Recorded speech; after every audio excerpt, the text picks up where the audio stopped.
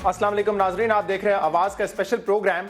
आज जो है सुप्रीम कोर्ट ने हुकूमत के खत का जवाब दे दिया। आपको याद होगा हुकूमत ने खत लिखा था सुप्रीम कोर्ट को जुडिशल कमीशन की तश्कील के हवाले से। तो आज सुप्रीम कोर्ट का उस पर रिप्लाई आया है।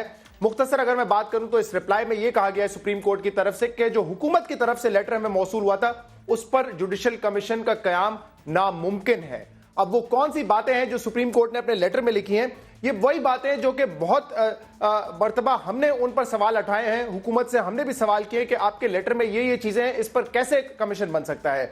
और बहुत सी बातें ऐसी भी इस खत में है जो कि ऑपोजिशन के मुतालबे में भी थी और ऑपोजिशन ने अपने टीओआर्स में भी उसका जिक्र किया था। इसीलिए आज ऑपोजिशन का यह कहना है कि सुप्रीम कोर्ट के इस जवाब के बाद हमारी इखलाकी बरतरी हुई, हमें इखलाकी जीत मिली है। चंद नुकात आपके सामने रखता हूं जो सुप्रीम कोर्ट के आज लेटर में मौजूद थे।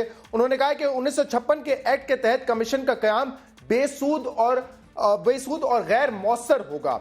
इस खत में यह भी लिखा गया है कि इस कमीशन से मकसद हासिल नहीं होगा बल्कि कमीशन का बुरा तासुर जाएगा।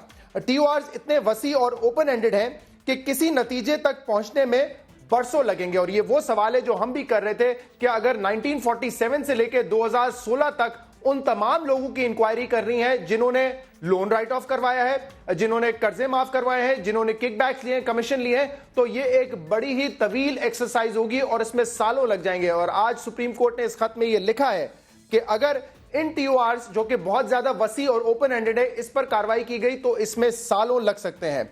खत में यह भी कहा गया है कि जिन अफराद, खानदानों, ग्रुपों और कंपनियों वगैरह की तहकीकात करनी है इनकी मुकम्मल फहरिस्त और तफसीलात सुप्रीम कोर्ट को फराम की जाएं। और जब तक ये तफसीलात फराम नहीं की जाती और एक लेजिस्लेशन इस जुडिशल कमीशन को बनाने के लिए नहीं लाया जाता तब तक फाइनल रिप्लाई जो है हुकूमत के लेटर को देना मुमकिन नहीं है। तो एक तरीके से आप ये कह सकते हैं कि फिलहाल इनकार है सुप्रीम कोर्ट की तरफ से जुडिशल कमीशन के कयाम पर, उस लेटर पर जो हुकूमत की जानिब से गया था।